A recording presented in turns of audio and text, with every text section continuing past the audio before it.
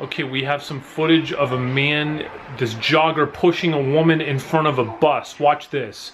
It's in the background of your screen. And oh, darn. Close. Darn.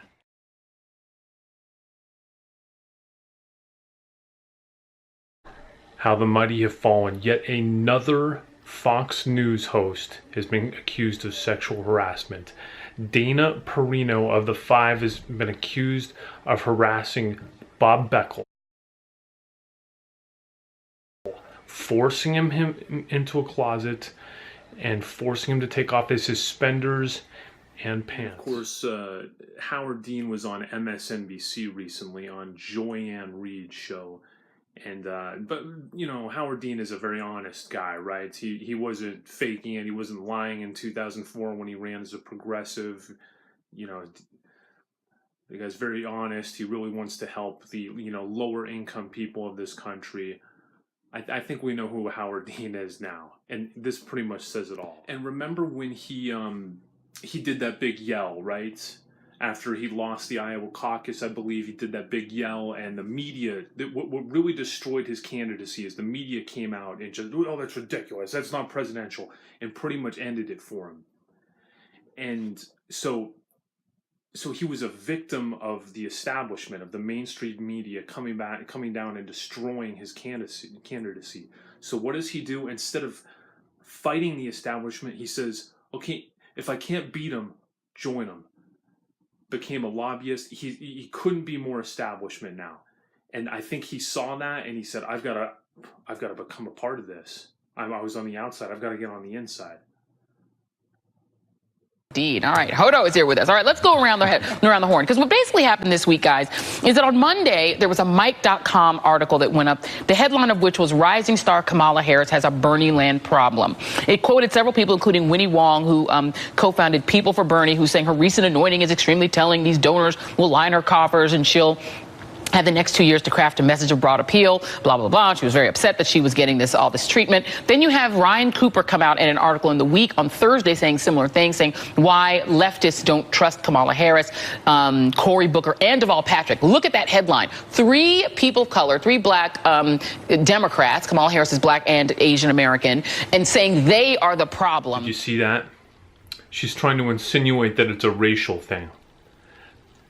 You know, as if, if you're a person of color, you can't be propped up by Wall Street. You can't be corrupt. Which set off a whole thing, Zerlina. You had a lot of people get involved. Sam Singh-Yanwei tweeted a tweet storm about it. He got attacked by several people. And then Brittany Packnett came to his defense and said, wait a minute, I was in meetings, too, with Bernie Sanders, and he had issues talking about race. So now you have the two sides backfighting again. What is happening here? Well, I think that the ideological purity that some Bernie Sanders supporters want to implement in the Democratic Party is really a manifestation of privilege, because people of color and women who are running for office can't abide by purity tests because of the structural difficulties in running for office. She's basically saying that the structural difficulties, it's too difficult. They can't fight for, affordable health care, $15 minimum wage. They have to be propped up by Wall Street.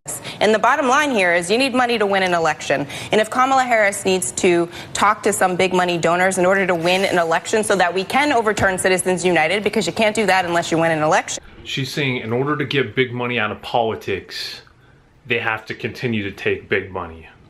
I'm not opposed to that. I think that we need to give her an opportunity to shine or not shine. Yeah. We shouldn't undercut her before she even begins. And you're seeing a lot of people sort of going in and already sort of pre-litigating her, Jason, saying, well, she was a prosecutor, so we can't trust her. We think that on prison issues, she's bad. Like literally sort of setting her up and saying, well, she's already unacceptable. Here's the thing, Joy, and I think this is the part that some people on the left have already forgotten. Kamala Harris has her own Bayhive, right? Like, I mean, there are people who protect her and who love her to death. She is the one name that all my friends and family is like, you think she's going to run? You think she's going to run? And rather than criticizing that, and rather than saying, and look, when you're a state prosecutor, there's going to be some issues. The Democrats should be embracing anyone who elicits that level of excitement. If you ask Democrats now, it's Bernie Sanders or Kamala Harris. So rather than being critical, I completely agree with Zerlina. Let her do her job. Let her build her resume up, because the Democrats are going to need as many stars as possible to go against Trump in 2020. And Howard Dean, you've been on sort of both sides of this. I mean, the Howard Dean phenomenon in 2004 was genuine. I mean, you were the outsider guy who was saying you were representing the Democratic wing of the Democratic Party. And then you sort of eventually got to the point where you were being attacked by some of the people from the progressive wing saying, well, you're establishment now. So this line between who's establishment and who's insurgent kind of gets blurred. You know, is there any pleasing a certain set of progressives who essentially think anyone who isn't Bernie Sanders is not progressive enough? It's not so much about Bernie Sanders. This has been going on forever in the left. First of all, let's remember the vast majority of Bernie Sanders supporters ended up supporting Hillary Clinton. Correct. And that's what's going to happen every time. We've got to come together. We can't have this stuff. There has always been a section of the left, which I call as the whiny party, the party that doesn't really want to win. They just want to be pure. And if they go down swinging purely, then that's fine. Well, the problem with that is it leaves behind the people who really need their help.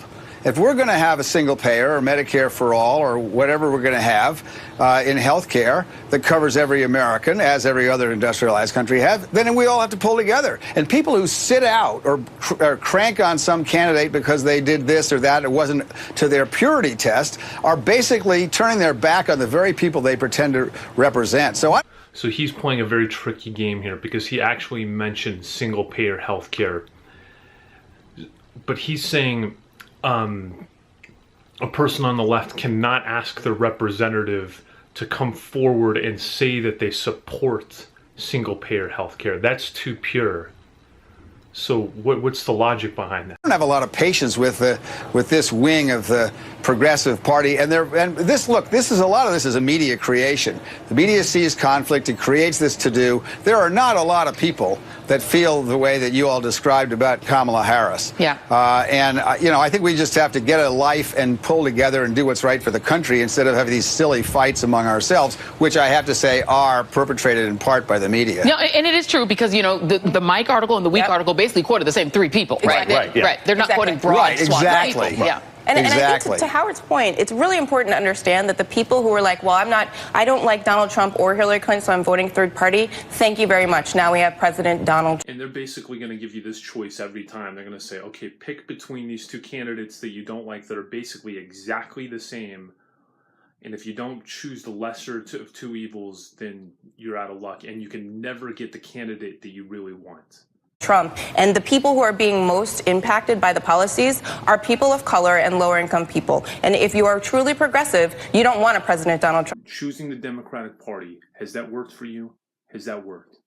Because you're supposed to care about those marginalized people. And let's talk about the big old black elephant in the room. Okay, these are a lot of African Americans, and the future of the Democratic Party is going to have to be black. It's going to have to be female. It's going to have to be brown. And this fear, I hear this all the time from Democrats. This fear that's like, look, if we're going to lose these working class white voters, look, Democrats have been losing white people for years. Right. It's not going to be any worse if you have Cory Booker. More like decades. Yeah. Since Lyndon Johnson, Jason Johnson, Zerlina Maxwell, Howard Dean. I wish we had more time. We'll bring you guys back and do it again. Up next, the movie that Rolling Stone. Please remember to subscribe and hit the dislike button at the bottom of the page.